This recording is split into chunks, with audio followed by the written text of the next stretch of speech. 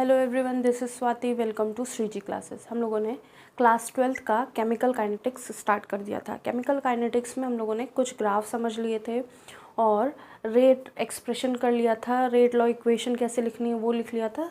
आज हम zero order reaction start करेंगे। ज़ीरो ऑर्डर रिएक्शन में फर्स्ट हम इंटीग्रेटेड इक्वेशन देखेंगे। इंटीग्रेटेड रेट इक्वेशन जो होती है उसमें क्या देते हैं कि कंसंट्रेशन का change with respect to time, with different time पे जो कंसंट्रेशन है वो चेंजेस कैसे देखने को मिल रहे हैं। ठीक है, तो ज़ीरो ऑर्डर रिएक्शन फर्स्ट देखेंगे।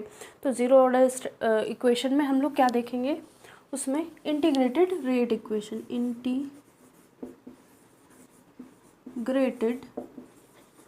रेट इक्वेशन देखते हैं। ठीक है, तो फर्स्ट ऑफ ऑल हम लोगों ने लिया है कि एक कोई कंपोनेंट है वो प्रोडक्ट बना रहा है। ठीक है, तो इसका हम लोग क्या लिख लेंगे, रेट लिख लेंगे। R is directly proportional to, क्योंकि हमें पता है कि जो ऑर्डर है ऑफ रिएक्शन है वो ज़ीरो है, तो हमने यहाँ पे ए का ऑर्डर ज़ीरो लिख लिया। मतलब कंसंट्रेशन में कोई भी चेंजेस आए हमारे प्रोडक्ट में कोई चेंजेस देखने को नहीं मिलेंगे। ठीक है, तो इसको हम लोग लिख सकते हैं आर के ए की पावर ज़ीरो। ठीक है, तो ये हमारी रेट हो गया, इसको हम फर्स्ट इक्वेशन लिख लेते हैं। अब हमको एक बार इंटीग्रेशन कैसे करना है वो देखते हैं कि अगर r इज़ इक्वल टू, इसको सारे ब्रैकेट में करना। ठीक है, 3-4 स्टेप है। अगर r is equal to dx by dt होता है, मतलब कोई ऐसा कंपोनेंट है जो टाइम के साथ चेंज हो रहा है, जो x है उसमें टाइम के साथ चेंजेस देखने को मिल रहे हैं, ये is equal to K A not. ठीक है, तो इसको हम ऐसे लिख सकते हैं dx is equal to K A not D T. ठीक है, अगर हम इसको इंटीग्रेट करेंगे ये ब्रैकेट में ही रहेगा। ठीक है, dx इज इक्वल टू के, इसको भी इंटीग्रेशन करेंगे dt। तो कहाँ से, ये x1 से x2 जा रहा है और ये t1 से t2 टाइम लिया गया है। ठीक है, तो यहाँ क्या लिख लेंगे, x जो हमारा x1 से x2 गया है is equal to K A not, तो 1 हो जाएगा। ठीक है, किसी की पावर 0 होगी तो वो तो 1 हो जाएगा। यहाँ पे t आ जाएगा और t2 कहाँ से है, टी कहाँ से, t1 से t2 तक, और साथ में एक हमारा कांस्टेंट आ जाएगा। ठीक है, ये हो गया। अब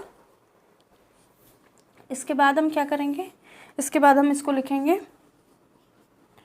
x2 minus x1 is equal to के t2 माइनस t1 प्लस सी।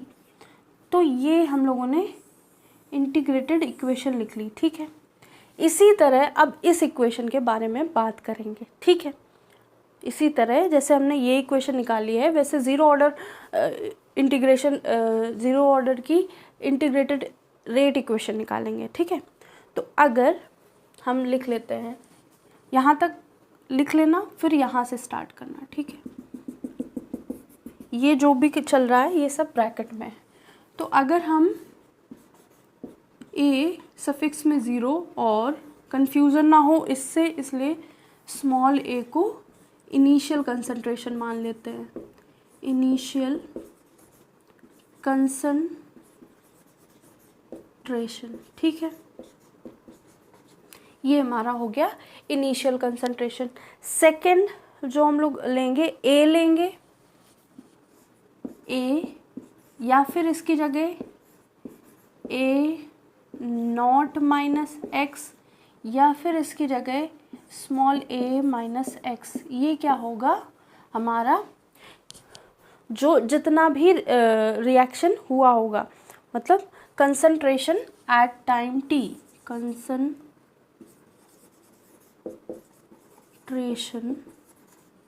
एट टाइम टी, मतलब इनिशियली जो हमारा ए था वो क्या था, ए नॉट था या ए था। ठीक है, लेकिन टाइम के साथ किसी एक पर्टिकुलर टाइम पे ये एक्स अमाउंट का बन गया और ये a माइनस एक्स अमाउंट का बन गया, ठीक है। तो इसको नोट कर लीजिए।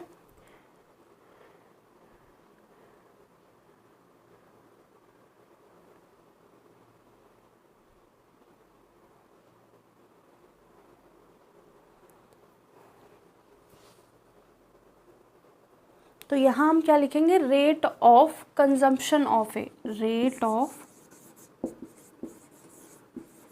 कंजम्पशन ऑफ ए, ठीक है, क्योंकि ए ही है हमारे पास तो सारी कहानी ए के रिस्पेक्ट में होगा। तो minus D concentration of A upon D T is equal to K हो जाएगा, ठीक है। अब minus D A is equal to K D T कर सकते हैं, ठीक है, कर दिया, इतना नोट करिए। फिर इसके बाद हम इंटीग्रेट करेंगे।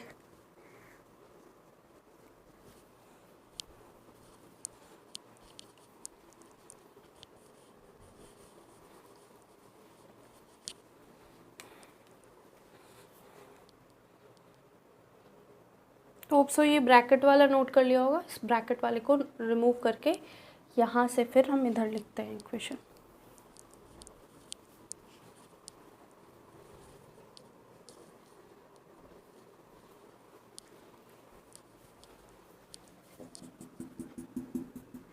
तो यहाँ से हम लोग यहाँ लिख रहे हैं minus D A is equal to K D T. अब हम इसका क्या करेंगे, इंटीग्रेट करेंगे, क्योंकि हमारे पास इनिशियली कितना था, ए का कंसंट्रेशन ए नॉट और ए तक, ठीक है, कंसंट्रेशन ऑफ ए की बात हो रही है। तो D A is equal to time initially 0 था और किसी एक टाइम पे टी हो गया इज इक्वल टू के इंटू के डी टी, ठीक है। तो ऐसे हम लोग लिख सकते हैं। जो माइनस साइन है वो हम यहाँ लगा लेंगे। अब हम इसको लिखेंगे ए माइनस ए नॉट, ऊपर वाला पहले लिखते हैं, नीचे वाला बाद में लिखते हैं, ठीक है। ए, ठीक है, ये माइनस साइन पहले से था बाहर, ठीक है। A minus A not is equal to K T, क्योंकि पहला वाला तो 0 है तो इसके कोई वैल्यू नहीं, के टी प्लस सी। अब इसको हम रीअरेंज कर देंगे तो कितना आ जाएगा, A not minus A is equal to K T plus C. और ये हमारी ज़ीरो ऑर्डर रिएक्शन की रेट लॉ इक्वेशन हो गई। सिमिलर है जैसे हम लोगों ने ब्रैकेट में जो लिखी थी, ये हो गई सेकेंड इक्वेशन। इसको नोट कर लीजिए। पहले हम लोगों ने ये लिखा है, फिर वो ब्रैकेट पे लिखना था, फिर यहाँ से ये लिखा है और यहाँ के बाद ये लिखा है, ठीक है। तो इसको क्या बोलेंगे, इंटीग्रेटेड रेट इक्वेशन। सी लिखना चाहें तो लिख सकते हैं, नहीं तो नहीं लिखेंगे, ठीक है। तो इसको लिखेंगे इंटीग्रेटेड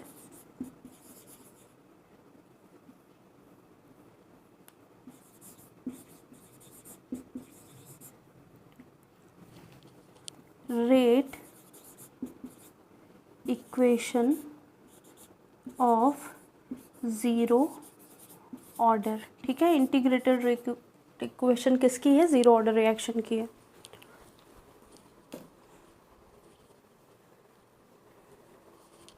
तो इसको नोट कर लीजिए।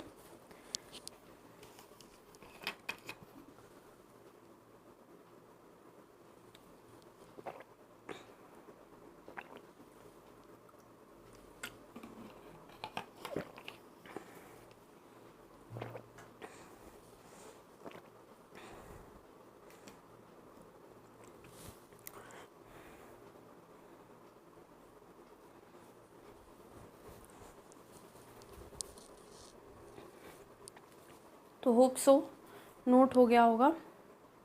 अब हम ए जो है, ये जो ए है, इसको थोड़ा चेंज करके भी लिख सकते हैं, ऐसा भी लिख सकते हैं। तो हम लोगों को ध्यान में रहना चाहिए। तो एक इक्वेशन ये बनी, एक इक्वेशन ये बनी और इसके साथ एक और इक्वेशन बनेगी। इसको रब करते हैं, फिर तीनों इक्वेशन एक साथ लिखते हैं। और फिर से ये समझ लेते हैं कि हुआ क्या है। तो अगर ज़ीरो ऑर्डर की इंटीग्रेटेड इक्वेशन लिखने को हुआ है तो जैसा लिखा था वैसा पूरा लिख लिया।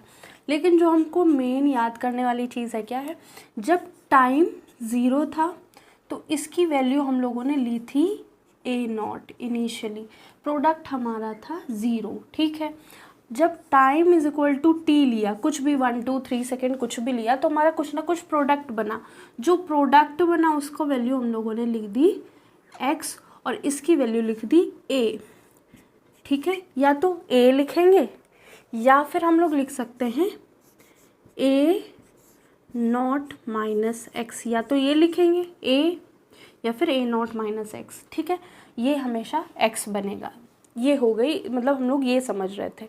अब जो हम अगर रेट लिख रहे हैं तो रेट क्या है, r is equal to K A की पावर ज़ीरो, क्योंकि ऑर्डर इसकी ज़ीरो है।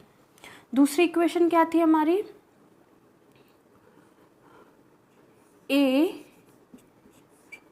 Not minus A is equal to K T.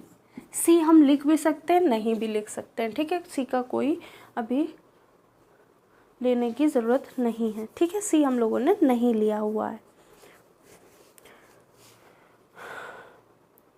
तो A not minus A is equal to K T. अगर हम ए की जगह, इसकी जगह क्या लिख लें, ए नॉट माइनस एक्स, तो क्या होगी इक्वेशन, फर्स्ट इक्वेशन हम लोगों ने ये देखी, ये भी इंटीग्रेटेड इक्वेशन है, जो आप लिखेंगे वो भी इंटीग्रेटेड। तो ये कितना हो गया, A not minus A not minus, और ये सब ऐसे minus x is equal to K T, ठीक है। इसको क्या लिखेंगे, A not minus minus A not plus x is equal to K T, ठीक है। x is equal to K T और x की वैल्यू क्या है, ठीक है। अगर ये मिट गया तो ये x इज इक्वल टू, मतलब वो तो कैंसिल ही आउट हो गया, तो या तो ऐसे लिखा होगा x is equal to K T, ये हमारा हो गया थर्ड, या फिर ये लिखा होगा A not minus A is equal to K T, और x की वैल्यू क्या है, ए नॉट माइनस ए है।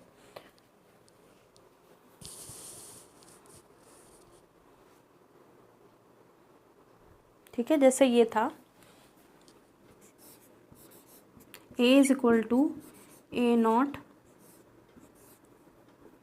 माइनस एक्स, तो इसको हम लोग रीअरेंज कर सकते हैं, x को इधर ले आते हैं, तो x is equal to A not minus A, ऐसे भी हो सकता है, ठीक है। तो कोई भी इक्वेशन ये लिखी हो सकती है, ये लिखी हो सकती है, ये भी लिखी हो सकती है, ये हमारी इंटीग्रेटेड इक्वेशन मानी जाएगी, ऐसे भी लिखी होगी तो हम उसको कंसिडर करेंगे, ठीक है। इसको नोट कर लीजिए। तो जो हमारी इंटीग्रेटेड रेट इक्वेशन है वो ये है रेट ऑफ रिएक्शन।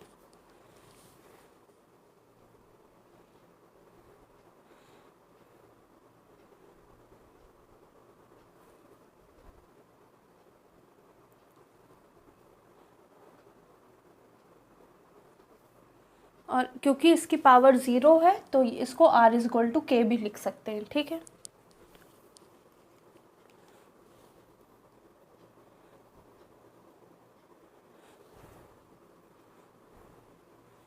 अगर इंटीग्रेटेड इक्वेशन किसी टाइम पे देखनी है तो इसको लिखेंगे a1 minus a2 is equal to के, जैसे हम लोगों ने ब्रैकेट में लिखी थी, t, इसको लिखेगा t2 minus t1, t2 minus t1, तो ऐसे भी मिल सकती है, ठीक है। तो हम लोगों को सारे इक्वेशन के फॉर्म पता होने चाहिए, तभी हम लोग क्वेश्चन सही से कर पाएंगे। तो होप सो ये नोट कर लिया होगा, इसको भी फोर्थ इक्वेशन करके लिख लो। अब हम लिखेंगे यूनिट ऑफ के, ज़ीरो ऑर्डर रिएक्शन के लिए यूनिट ऑफ के क्या होगी, फिर ग्राफिकल रिप्रेजेंटेशन देखेंगे, प्लॉट देखेंगे हम अपने ज़ीरो ऑर्डर रिएक्शन के, ठीक है।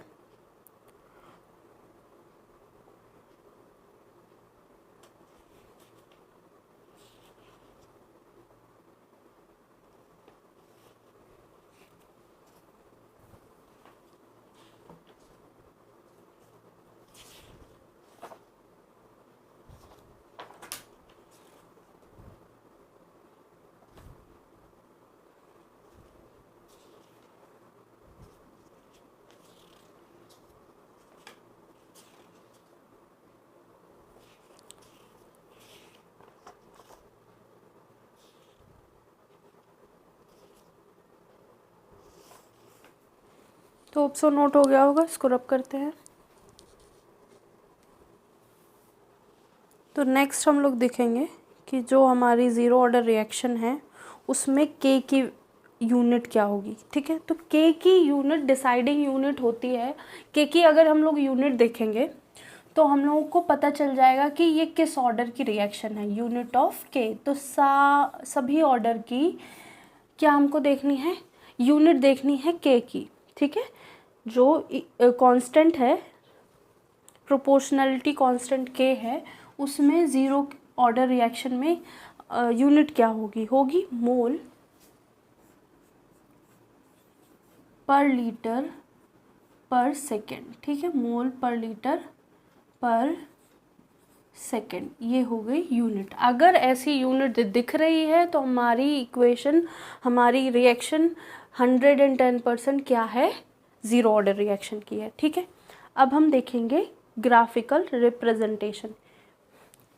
इसको ब्रैकेट में लिख सकते हैं, फॉर ज़ीरो ऑर्डर रिएक्शन।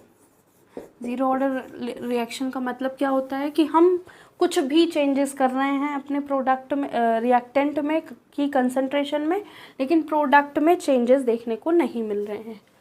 अब ग्राफ,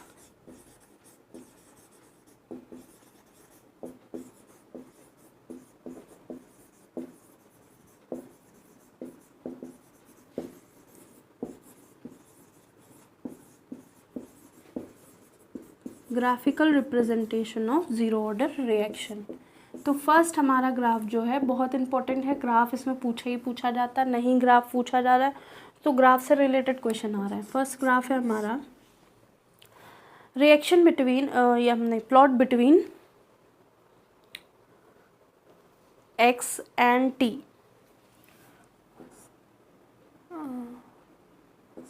प्लॉट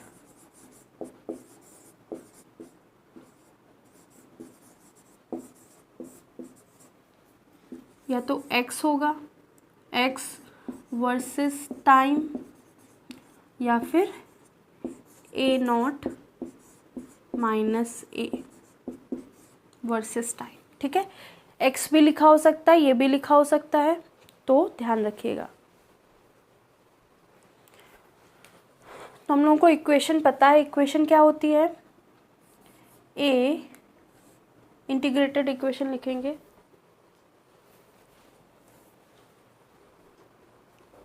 जो भी हम लोगों ने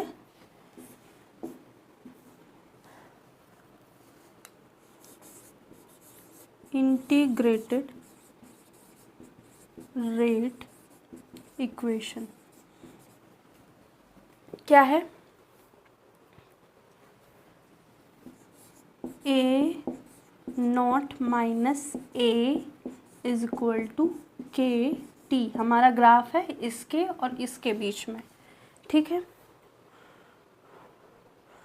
तो जो हमने लास्ट टर्म पे बताया था ग्राफ में, जो हम लोगों को पहले दिया होता है वो हम y एक्सिस पे रख देंगे, और जो बाद में दिया होता है उसको x एक्सिस पे रख देंगे। तो हमको y एक्सिस पे a नॉट माइनस a दिया गया है, और x एक्सिस पे क्या दिया गया है, टाइम दिया गया है। ये ज़ीरो है, कोई भी कांस्टेंट नहीं दे रखा, कांस्टेंट हम लोग यहाँ ले भी नहीं रहे हैं। ठीक है, तो हमारी इक्वेशन क्या बन गई, एक तरह से ये पूरा का पूरा y बन गया, ये x बन गया, और k क्या हो गया, m हो गया। तो y is equal to M X हो गया। c नहीं है तो कोई भी इंटरसेप्ट नहीं होगा। ठीक है, इंटरसेप्ट नहीं है तो हमारी इक्वेशन कहाँ से, ज़ीरो से स्टार्ट हो रही होगी। ठीक है, तो यहाँ ज़ीरो से स्टार्ट हो रहा है और कांस्टेंट बना रहा है, सीधे कांस्टेंट जा रही है यूनिफॉर्मली हमारी ग्राफ। तो ये हो गया फर्स्ट ग्राफ, इसको नोट कर लीजिए, इम्पोर्टेंट ग्राफ है। कहाँ है कि जो भी प्रोडक्ट बना है, ठीक है, या फिर कह सकते हैं जो भी हमारे रिएक्टेंट में चेंज आया है टाइम के साथ, अब रिएक्टेंट इनिशियली ए नॉट था, लेकिन कुछ टाइम के बाद क्या हो गया, टी टाइम के बाद एक्स बचा या ए नॉट माइनस ए बचा।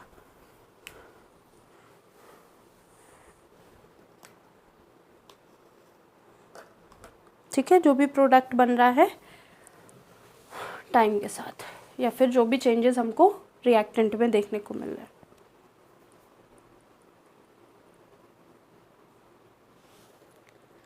तो ये हो गया first graph.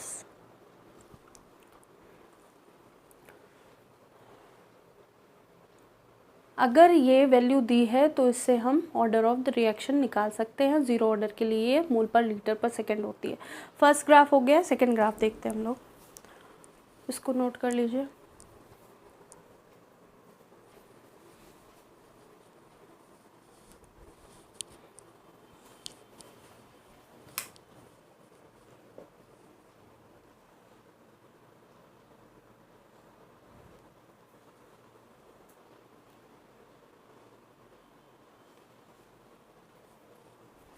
Hope so note हो गया होगा, इसको रब करते हैं।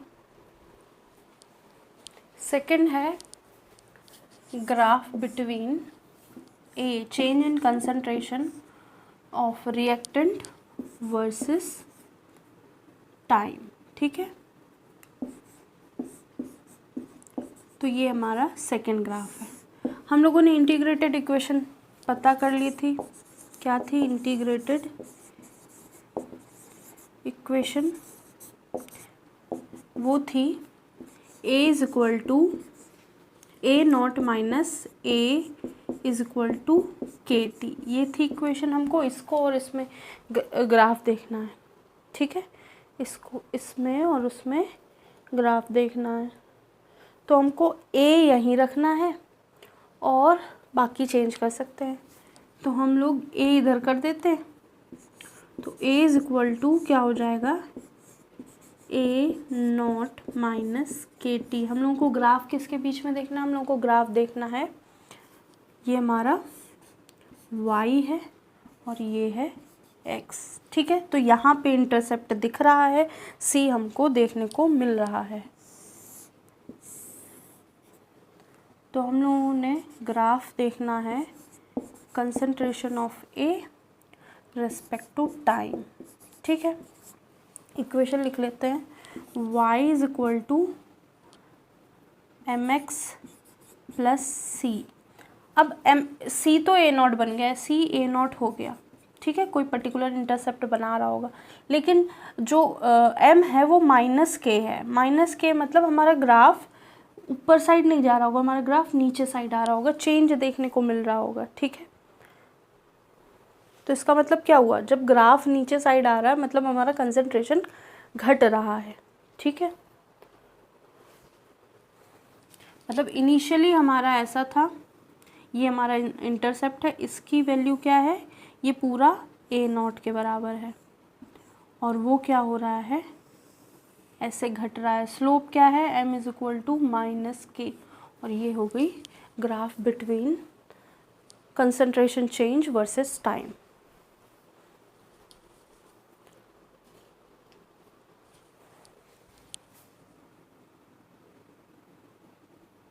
यहाँ से यहाँ तक की वैल्यू क्या है, ए नॉट। ये सेकंड ग्राफ हो गया।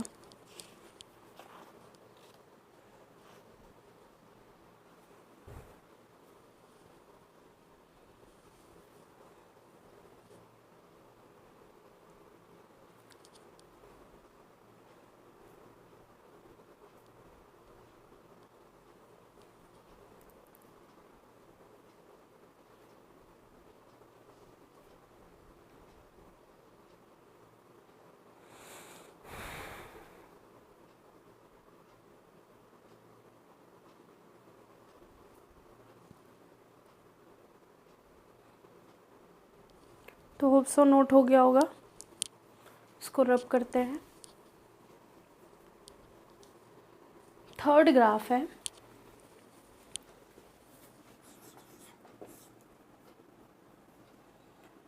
Graph between rate versus A. A और रेट के बीच में ग्राफ निकालना है, ठीक है। तो जो रेट है वो किसके बराबर है, rate is equal to K A not, ए की पावर 0 है, तो मतलब ए तो ए पे डिपेंड ही नहीं कर रही है, ए है ही नहीं इस इक्वेशन में। जहाँ हमने रेट लिखा है उस इक्वेशन में रेट है ही नहीं, ए है ही नहीं। तो यहाँ क्या लिखेंगे, रेट यहाँ लिखेंगे, ठीक है, रेट यहाँ लिखेंगे और कंसंट्रेशन ऑफ ए यहाँ लिखेंगे। जब ए यहाँ है ही नहीं तो कुछ भी करते रहे हम ए के साथ, रेट में कोई चेंजेस देखने को नहीं मिलेंगे, ठीक है। तो इसलिए इसको ज़ीरो ऑर्डर रिएक्शन कहा गया है। इसके बाद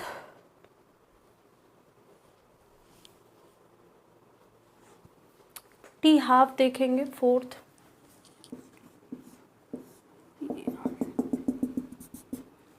हाफ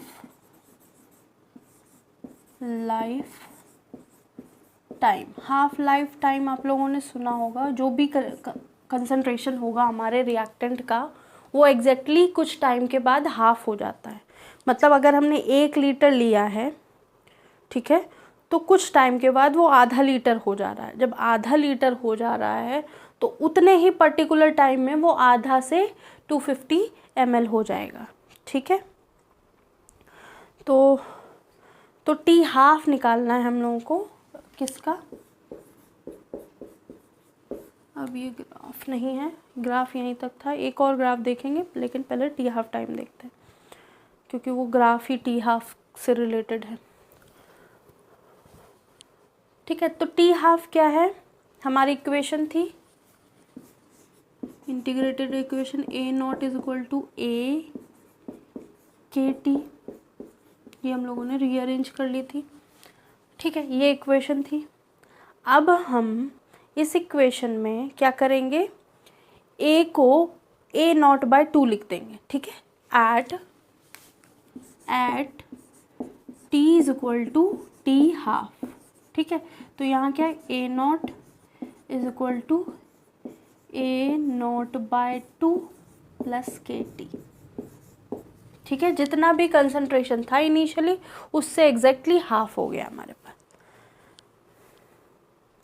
तो जो टी है ना, जो ये वाला टी है, इसको हम लोगों ने टी हाफ लिख दिया, ठीक है। तो अब क्या लिखेंगे, अब हम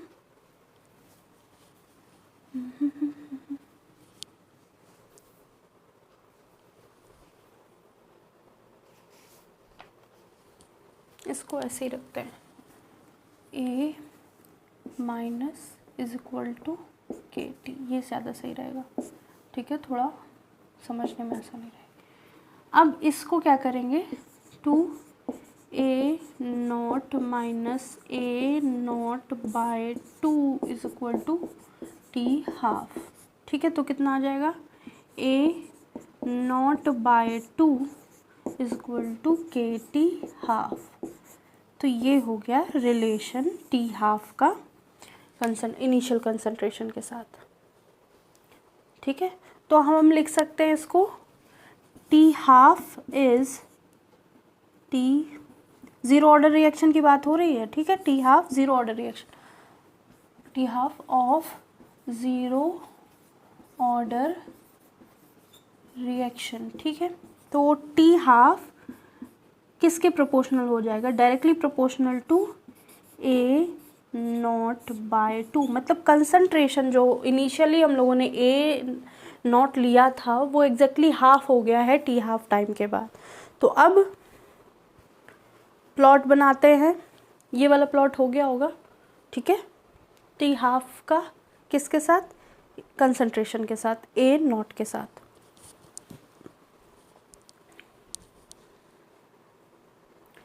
तो ये इक्वेशन नोट कर लीजिए, लास्ट वाला आई थिंक दिख रहा होगा, हाँ दिख रहा है।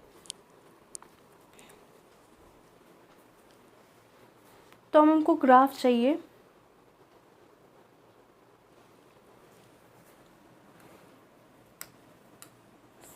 Graph between T half and A not. ठीक है, तो हमारे एक्स एक्सिस पे क्या है, टी हाफ है, वाई एक्सिस पे, एक्स एक्सिस पे ए नॉट है, 0 से स्टार्ट कर। तो हमारी इक्वेशन क्या है, ए नॉट, इसको लिखेंगे K T half is equal to A not by 2। ठीक है, अब टी हाफ यहीं रखेंगे, के से मल्टीप्लाई कर देंगे, तो T half is equal to A naught upon 2k। ठीक है, तो ये क्या है, ये है y, ये क्या है, ये है x, और 1/2k क्या है, 1/2k है c। तो यहाँ पे लिख लेंगे 1/2k is equal to c। तो एक, अब जो ये है c नहीं है, m है, m है, स्लोप है, स्लोप है, 1/2k स्लोप है। तो m जो है वो पॉजिटिव है कैसा भी हो, तो हम ऐसे बनाएंगे, और ये जो वैल्यू है 0 से स्टार्ट होगी। ठीक है, इंटरसेप्ट है ही नहीं, 0 से स्टार्ट होगी, ये है। ठीक है, और m इज इक्वल टू क्या हो जाएगा, 1/2k हमारा स्लोप है। तो ये हो गया हमारा स्लोप।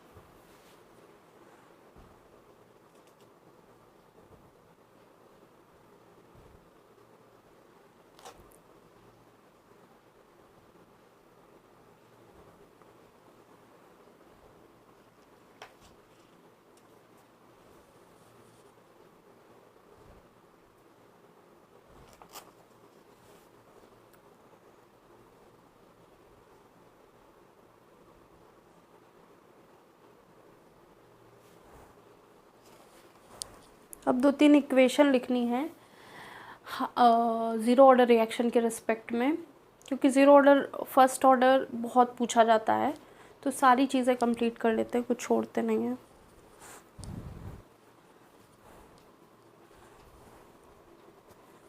तो होप सो ये नोट हो गया होगा, इसको रब करते हैं। तो एक ये इक्वेशन लिखेंगे, amount of reactant left after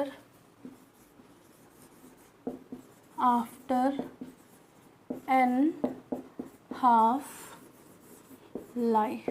मतलब हमारे पास A नॉट रिएक्टेंट था, ठीक है, T हाफ टाइम में क्या हो गया, वो A नॉट बाय 2 हो गया।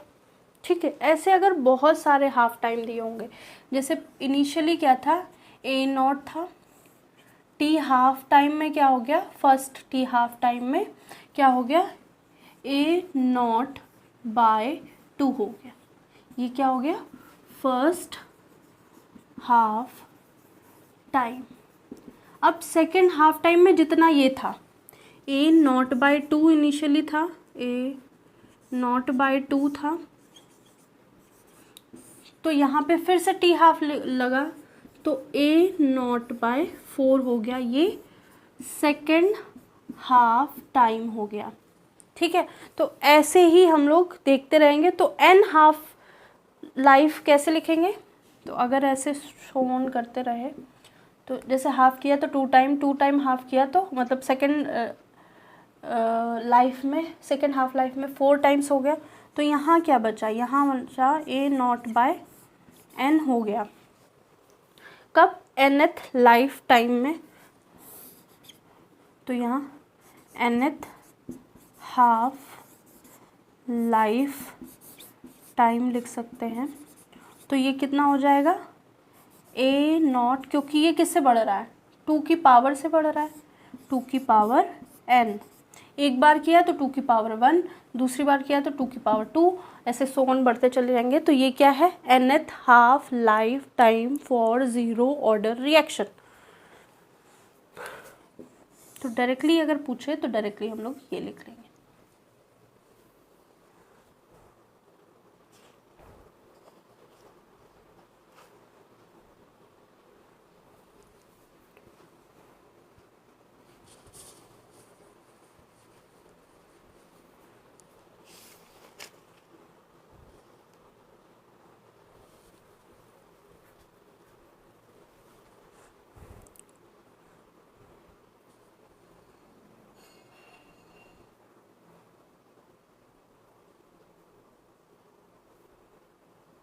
जब n बार लाइफ टाइम दिया है तो लाइफ जो कंसंट्रेशन होगा इनिशियल का वो 2 की पावर n हो जाएगा।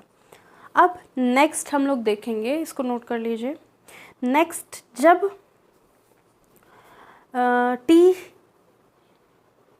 हाफ की जगह t 1/10, मतलब जो हमारा अमाउंट ऑफ रिएक्टेंट है वो 1/n बचेगा अपनी इनिशियल अमाउंट का, ठीक है।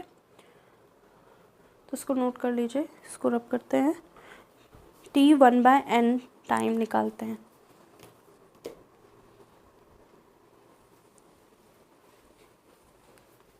नेक्स्ट है हमारा t 1/n। ये क्या होता है, ये कब होगा, time taken bye reactant, time taken bye reactant जब रिएक्टेंट जो होगा लेफ्ट बचेगा 1/n of initial concentration. Time taken bye reactant when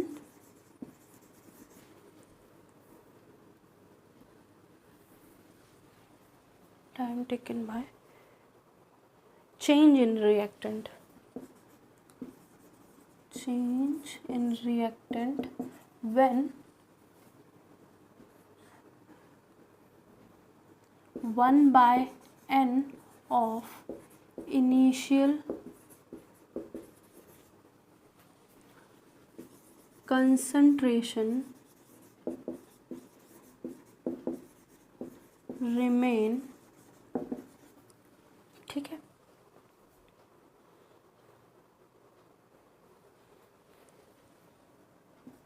remains, तो तब क्या होगा, जब हमारे इनिशियल जो भी था, मतलब हमने ए से प्रोडक्ट बनाया था, ठीक है।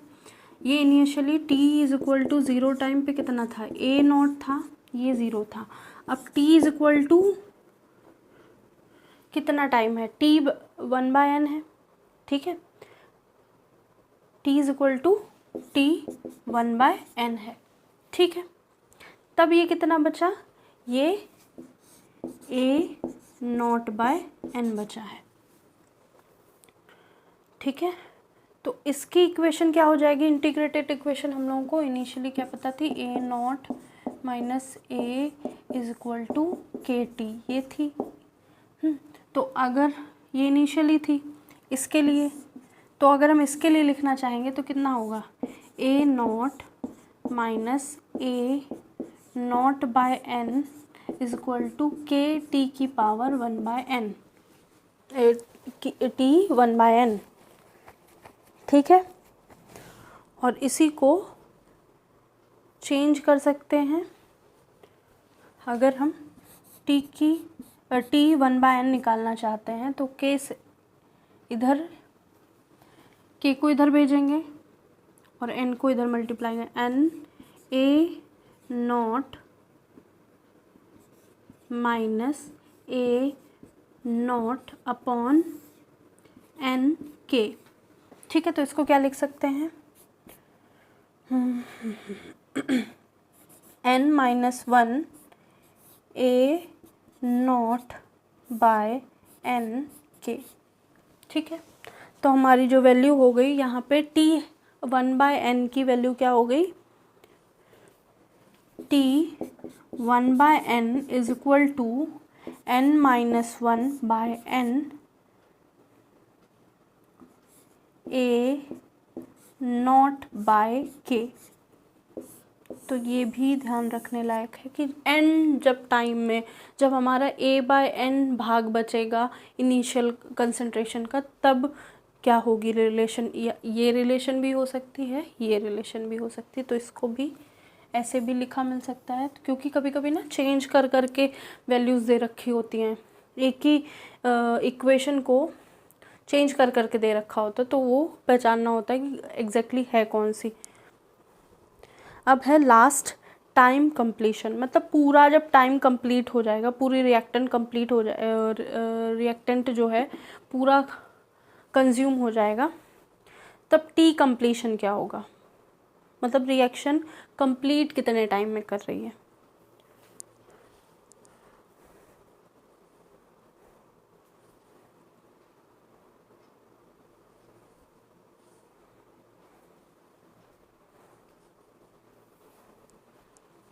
तो होप सो नोट हो गया होगा, इसको नोट कर लेते हैं, इसको रब कर देते हैं, ठीक है।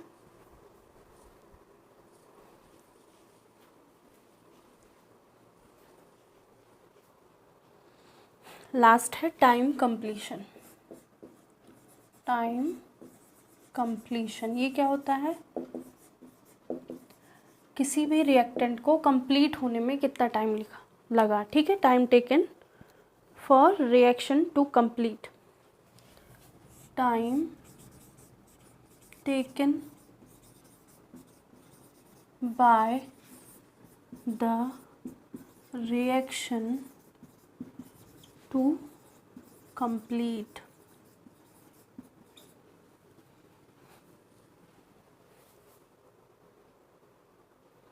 ठीक है, तो अब इसको टी कंप्लीशन लिख सकते हैं, ठीक है, कंप्लीट लिख सकते हैं, कंप्लीशन। तो हमारा ए से क्या बन रहा था, प्रोडक्ट बन रहा था। इनिशियली क्या था, ए था, ए नॉट था, ये ज़ीरो था। जब कंप्लीट हुआ तो ये ज़ीरो बचा हमारे पास, ठीक है। जब कंप्लीट हुआ तो ये ज़ीरो बचा और ये पूरा पूरा बन गया, ए बन गया, ठीक है। At T is equal to zero, at T is equal to T करेंगे तो ये वैसे ही लिखना चाहेंगे, तो ए नॉट बाय एक्स और ये एक्स बन रही होगी, और T is equal to completion होगा, टी कंप्लीशन होगा या कंप्लीट हो रही होगी रिएक्शन, तो ये ज़ीरो हो जाएगा और ये ए बन जाएगा पूरा का पूरा।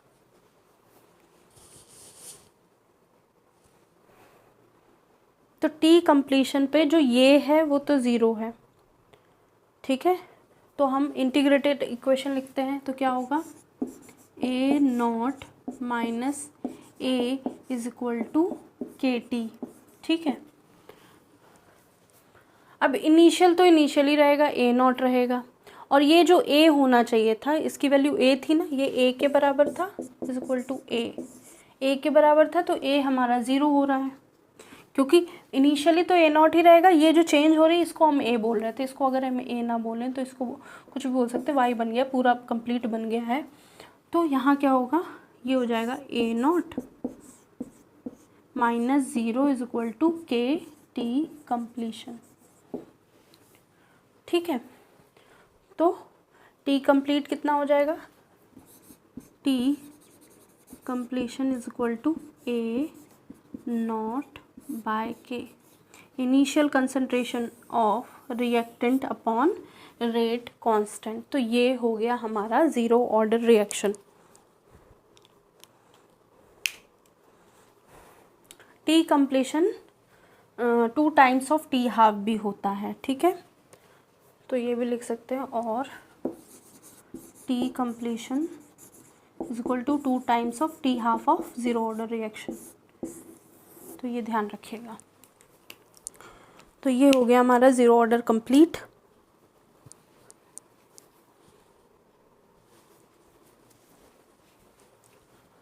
तो होप सो आज की क्लास समझ में आई होगी। ज़ीरो ऑर्डर कंप्लीट हो गया है। इसमें भी कुछ भी अब आपको ऐसा लग रहा होगा कि थ्योरी कम लिखी है या कुछ इंटीग्रेटेड, आप वो थ्योरी जो बोली गई है एक बार आप रिपीट करके लिख लीजिए। जो भी लिखी है इंग्लिश या हिंदी में, आप जैसा भी आपका बोर्ड हो आप वो लिख सकते हैं, ठीक है। क्योंकि ये इक्वेशन ज़्यादा इम्पॉर्टेंट हैं कम्पिटिटिव एग्ज़ाम्स के लिए, तो वो इक्वेशंस पे ज़्यादा फोकस किया गया है। और इसके अलावा जो इंटीग्रेटेड इक्वेशन फर्स्ट वाली कराई गई थी वो आता है, तो उसके लिए थोड़ी बहुत लैंग्वेज लिख लेंगे। नहीं तो अगर नहीं लिख पा रहे हैं तो भी इंटीग्रेशन अगर आपने वो इक्वेशन पूरी ढंग से डिराइव करी है तो पूरे नंबर मिलेंगे। तो होप सो क्लास समझ में आ रही होगी। नेक्स्ट क्लास में हम लोग केमिकल काइनेटिक्स की फर्स्ट ऑर्डर रिएक्शन करेंगे, पूरा कंप्लीट करेंगे। आज के लिए इतना ही। लाइक एंड सब्सक्राइब कीजिएगा, कमेंट कीजिएगा, शेयर कीजिएगा। आज के लिए इतना ही। Thank you.